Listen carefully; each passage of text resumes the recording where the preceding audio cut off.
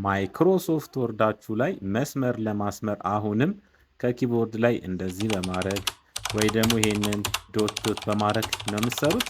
እንደዛ ከሆነ በጣም ወደ ኋላ ቀርታችኋል።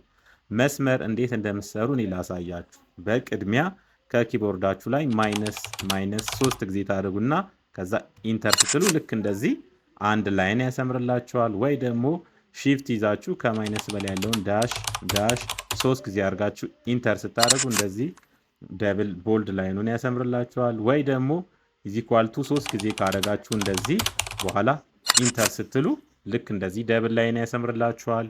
ወይ ደግሞ ሃሽታግን እንደዚህ 3 ጊዜ ከጻፋችሁ በኋላ ኢንተር ስትሉ እንደዚህ አይነት መስመር ያሰምርላችኋል። ወይ ደግሞ ማባዛት ምልክትን 3 ጊዜ እንደዚህ ጻፉና ኢንተር ስትሉ እንደዚህ አይነት መስመር ያሰምርላችኋል ማለት ነው። ለተመሳሳይ ቪዲዮ ፎሎ ሼር ማድረጋችሁን እንዳትረሱ። ሰላም ሁኑ። ቻው